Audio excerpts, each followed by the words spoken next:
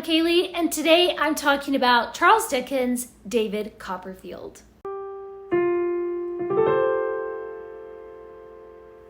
David Copperfield is my absolute favorite of all of Dickens's novels. Whenever people ask me which one's your favorite, the answer is David Copperfield. But this year I've been rereading through all of my favorite classics to find out, are they really still my favorites? And I have to say I was a little bit apprehensive about David Copperfield because it's just been so long since I've reread it. It's been at least 20 years since I've reread this. I mean, like 15 or 20 years or something. So I was just thinking, is this book going to live up to my memory of it? Is it still going to stand out from all of Dickens's other novels as my favorite? And I'm happy to say is definitely still my favorite. I love a lot of Dickens' other works, but David Copperfield is my absolute favorite. Before we dive into everything that I love about David Copperfield, I'm going to reach back here to our Booktuber Shoutout book, and we're going to shout out somebody randomly. Today's shout out goes to Tristan and the Classics. Oh, wonderful. I love their channel. Okay. I will leave a link to their channel in the description. Be sure to go over and subscribe to them. If you haven't already, please do subscribe to this channel and give this video a thumbs up if you love Dickens like I do. And follow me over on Instagram and Goodreads and Twitter and all the places. In this story, David Copperfield relates the history of his life from birth to adulthood.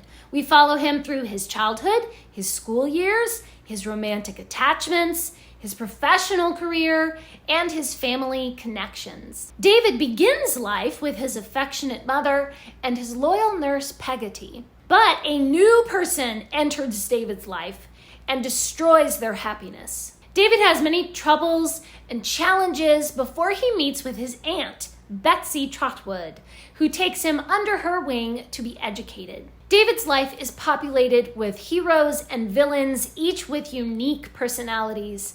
And as their drama unfolds, David stands at the center of it all. There's a reason why this book is my absolute favorite of all of Dickens' work. I just love it through and through. There are so many layers to the story, and it's fascinating to see how each thread comes together. And the characters are all connected to each other through David himself, and their relationships to him change over time. The plot takes a lot of twists and turns over the course of David's life.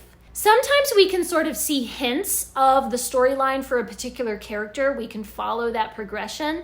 But other times it is a complete shock when some new catastrophe or death or chance encounter brings turmoil and grief for the characters. Although there are a lot of characters moving and operating in different spheres, every little thread comes back around in the end for a very satisfactory ending. Each character's storyline is brought to a conclusion. Even the tiniest minor plot line has a resolution. I just love all the characters. I mean, nobody does amazing personalities like Dickens. Mr. Micawber is funny and dramatic, but he's also very loyal and honest. And Betsy Trotwood is bizarre, but she has her own brand of wisdom. Tommy Traddles is just adorable and kind, and Steerforth is enigmatic and charming. And little Emily and Peggotty and Ham, they're just this sweet family of simple fisher folk, but with untold depths of goodness and courage.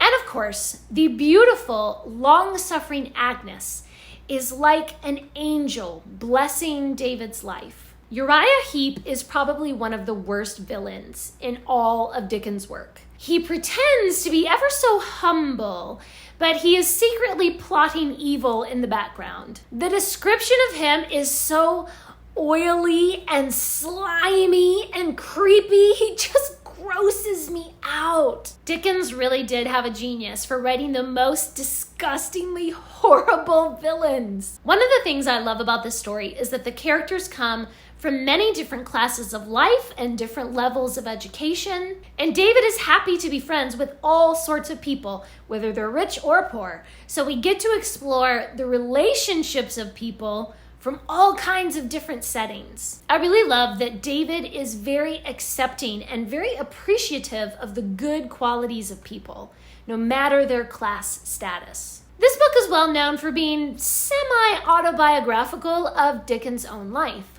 Like David, Charles Dickens was sent out to work in a factory when he was young. And like Mr. Micawber, Dickens' father was always being sent to debtor's prison. And David actually becomes an author of fiction, just like Dickens. And David is somewhat dissatisfied in his romances, as Dickens was with his wife. Dickens' writing is always genius, but perhaps that connection to his own real life just somehow made this particular story more vibrant than some of his other novels. I don't know, maybe it's just that extra little spark, and that's what makes this my favorite. Please leave me a comment and let me know what is your favorite of Dickens' novels. Thanks for watching. Please subscribe, and remember, the right book in the right hands at the right time can change the world.